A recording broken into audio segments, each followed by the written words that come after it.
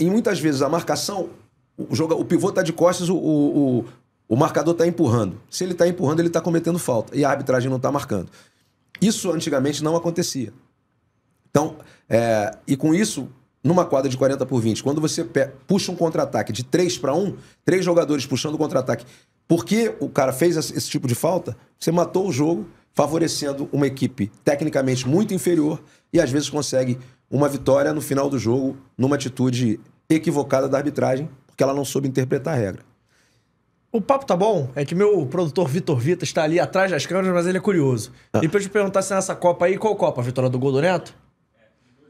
2012. Se foi aquela Copa que o Falcão teve problema no rosto. Foi essa aí. A memória é boa, hein, Vita? Muito boa observação. Na realidade, ele primeiro teve uma lesão seríssima durante a Liga Nacional de Futsal.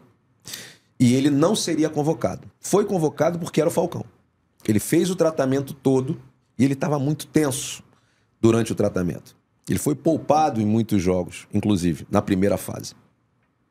Durante esse trabalho de recuperação, ele teve a paralisia facial.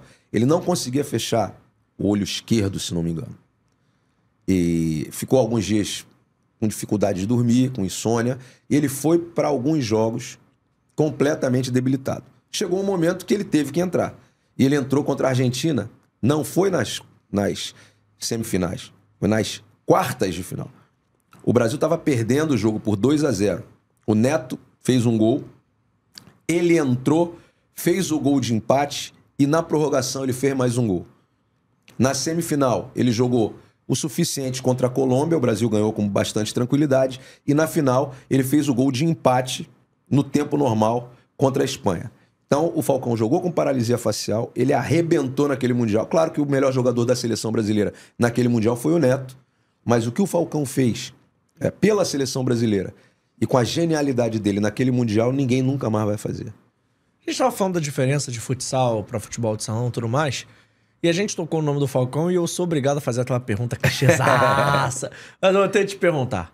Existe um futsal pré-Falcão e pós-Falcão? Existe. Dá pra falar assim? Existe. Uma modalidade pré-Falcão e pós-Falcão. Falcão hoje, se tiver uma inauguração de um teatro em Dubai, o Sheik de Dubai manda passagem para ele estar junto do Sheik para fazer isso. Acontece muito com Renzo Gracie também no jiu-jitsu. São duas celebridades do mundo esportivo que os árabes amam. Isso acontece em outros lugares também. Eu mesmo já fechei um negócio pro Falcão, me ligaram do Canadá querendo que o Falcão fosse ao Canadá. Eu entrei em contato com ele para fazer a ponte. E eu vou te falar que o valor é muito alto para que ele esteja lá. Então, o que ele fez de visibilidade para a modalidade, com a maneira como ele joga, se a gente for falar de objetividade no jogo, o Manuel Tobias foi um gênio.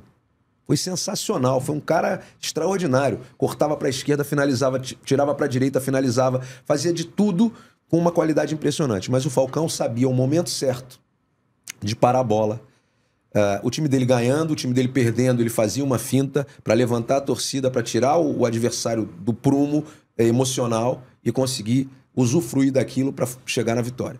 Então, eu nunca vi ninguém tão forte tecnicamente, tão forte taticamente, porque ele sabia o momento certo de fazer a coisa.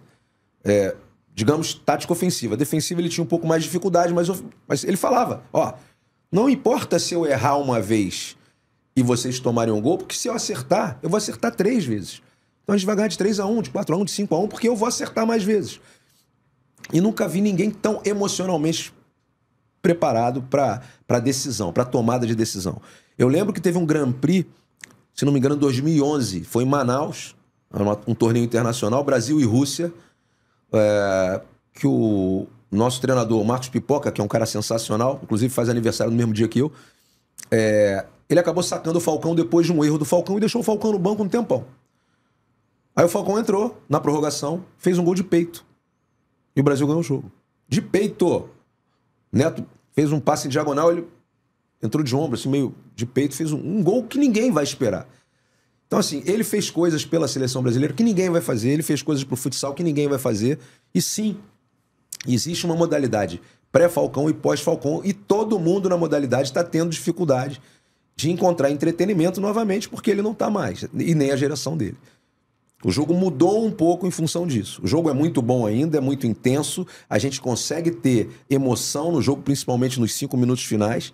Mas a gente não tem mais aquele brilho extraordinário que tinha.